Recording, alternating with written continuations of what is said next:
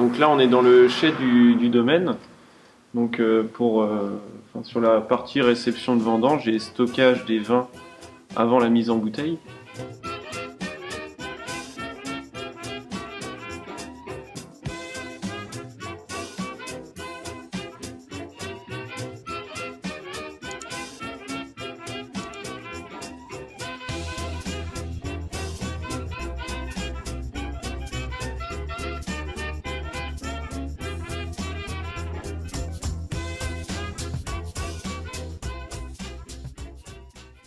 Et là, on est devant les bulles nature 2018, donc ont été tirées.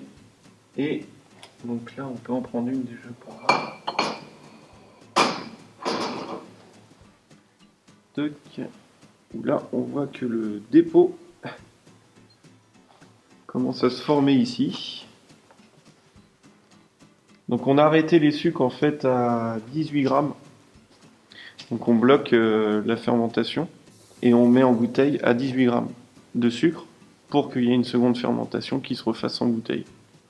Voilà, ça c'est le procédé, sans soufre ajouté.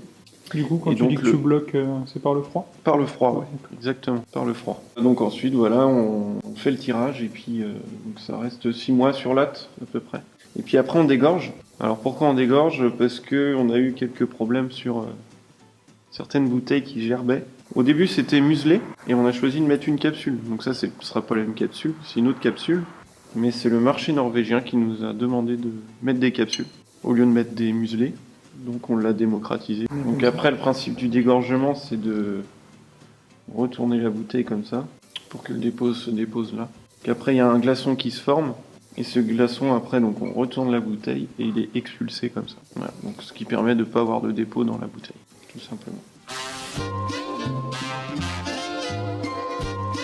C'est ça. Ça reste déposé, ça se dépose comme ça, tout simplement. C'est ça le surlatte. Alors après, c'est de la méthode ancestrale.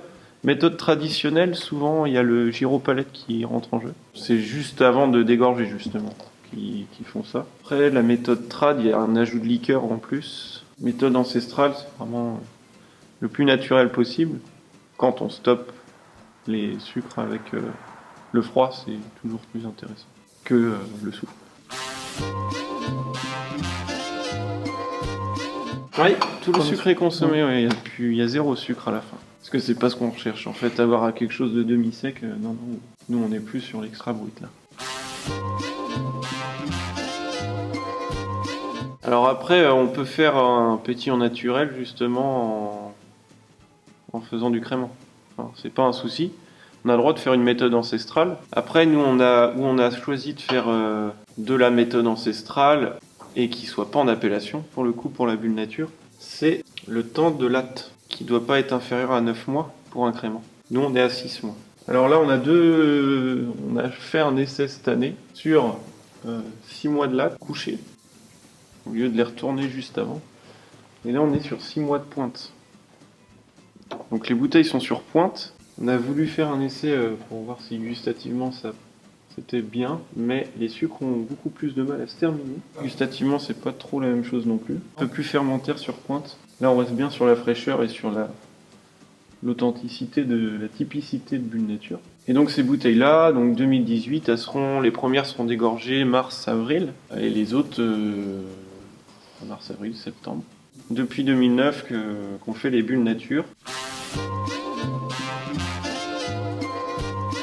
Oh bah c'était un beau millésime, malgré les pertes encore qu'on a eues, surtout sur les chenins d'ailleurs. Un très beau millésime, assez chaud. On a eu une bonne pluviométrie juste avant l'été, justement au printemps. Pas trop de milieu par rapport à cette année. Après c'était des très beaux raisins. On a eu un peu plus de verjus cette année-là. Mais très belle année, un beau millésime. Et 2018 c'est un beau millésime aussi. Ce sera un beau millésime, mais moins productif que 2017 pour nous. Sur les cuvées, on est à 90% sans soufre ajouté. Tous les rouges sont sans soufre ajouté. Blanc sec, la Varenne du Poirier, qui est un chenin à 100%, il y a un peu de soufre avant la mise. Varenne de Comte n'a pas de soufre. avant la mise. Non, c'est pas un objectif. Après, on a senti qu'il y avait la possibilité de le faire sans soufre. Et après, c'est comme on le voit sur des tenues à l'air, quoi. Si ça tient pas à l'air, on rajoutera du soufre. Parce qu'on préfère quand même mettre du soufre et pas perdre une année entière. Donc là, comme on voit vu sur 2016, on risque d'en mettre un petit peu avant la mise. Parce que des fois, ça reste 10 minutes à l'air et puis ça part totalement en cacahuète. Donc, après, les bulles sont sans soufre ajouté aussi. On a juste les sucres résiduels, donc les liquoreux, qui sont avec un peu de soufre. On arrive à des taux de soufre très, très limités finalement, parce que le coteau du Léon, il est à 75 mg des SO2 total. Et on peut aller jusqu'à 150 en biodynamie pour des liquoreux. Qui pour un conventionnel, on peut aller jusqu'à 400 mg par litre. Varenne de Comte, justement, 14, on était plutôt proche des 40 mg, mais sans soufre ajouté. Et après, sur Varenne du Poirier 2016, qui est actuellement en vente, c'est marrant parce qu'on a rajouté un peu de soufre avant la mise, mais le soufre est non détectable à l'analyse. Donc on est inférieur à 10 mg. C'est un peu bizarre, mais bon, c'est comme ça. C'est inférieur à 20 mg. Ouais. Ça tient bien, sans problème. Sur 99,999%, on va dire que ça tient bien. Et puis il y a les tenues à l'air avant la prise de mousse aussi. C'est hyper important de laisser un verre juste comme ça. Voir comment il tient, on prend l'heure où on l'a mis dans le verre et puis voilà. Et c'est comme ça après qu'on sait si on rajoute du soufre ou pas. Mais on veut pas non plus être rédhibitoire et faire du sans soufre absolument parce qu'il n'y a que ça finalement qui peut nous protéger. Les analyses finalement on en fait assez peu, c'est souvent pendant les vendanges pour savoir un peu comment avancent les cuves et on goûte très souvent pendant les vendanges, pendant les fermentations même. Pas facile à goûter des fois pendant les fermentations mais bon ça se fait. Puis voilà quoi, avant l'assemblage évidemment, pour faire l'assemblage. Bulle nature, pour moi, c'est la fraîcheur, avant tout. La fraîcheur, la simplicité. Et en même temps, du peps et de l'acidité. Ça, c'est bulle nature pour moi. Vraiment. Moi, j'aime beaucoup la simplicité de bulle nature et sa fraîcheur. Vraiment, c'est joli pour ça. Mais on ne cherche pas ce côté fermentaire. Voilà. Donc les notes beurrées ou briochées, on ne le cherche pas pour bulle nature.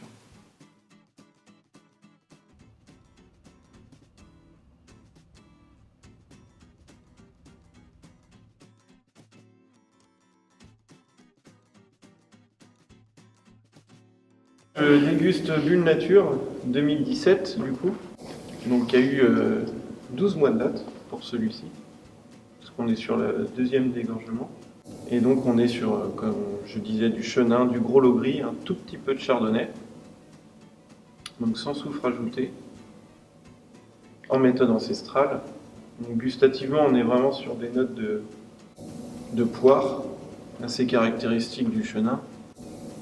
On part sur des fruits exotiques également, sur du côté litchi et mangue qui est assez agréable, mais ça qui vient un peu plus sur le goût, grâce au gros lot gris.